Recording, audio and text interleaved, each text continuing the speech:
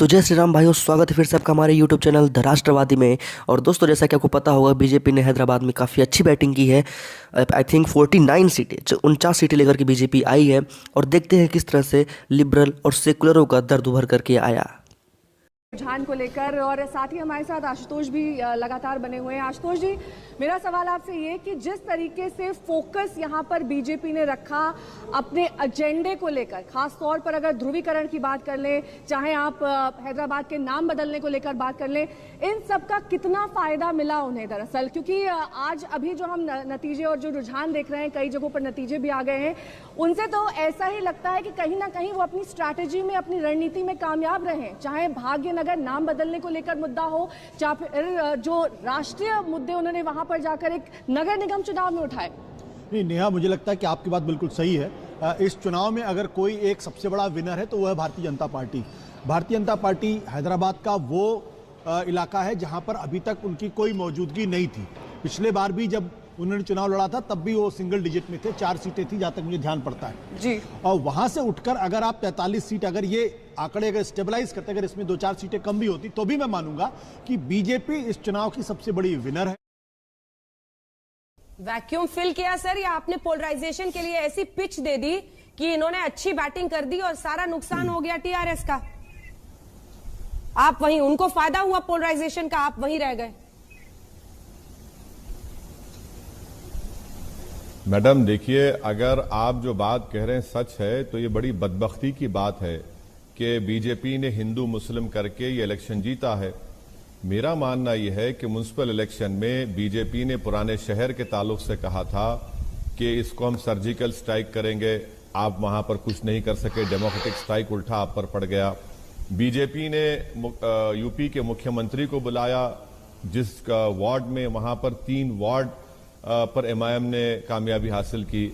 अमित शाह को आपने कहा था कि 4 मीनार में बुलाया, घासी बाजार डिवीजन हम बीजेपी से जीत गए।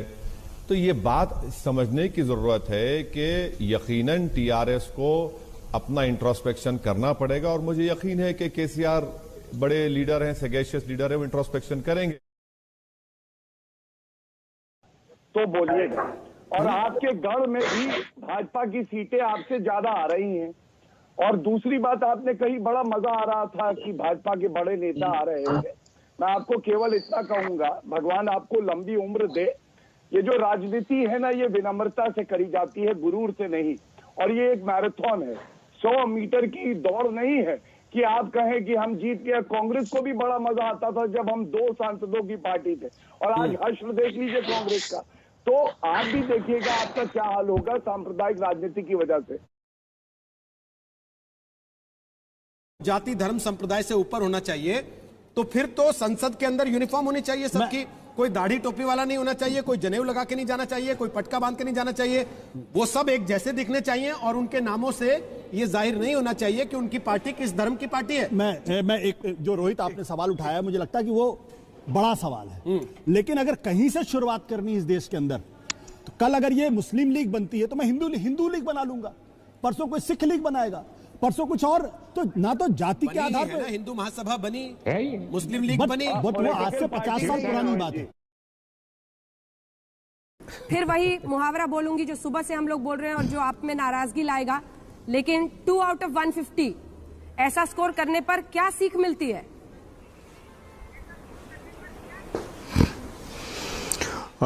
अंजना जी, सीख ये मिलती है कि इस देश के अंदर सियासत का जो आधार था वो विकास, सद्भावना, शख्सियत, आइडियोलॉजी, विचारधारा, ये सब हुआ करता था, लेकिन अब वो सब खत्म होता जा रहा है। और अब इस देश में एक नई सियासत शुरू हो चुकी है और सवाल ये है कि बीजेपी वहाँ जीती है। मैं सम्बित पात्रा जी को बधाई देना चाहता हूं।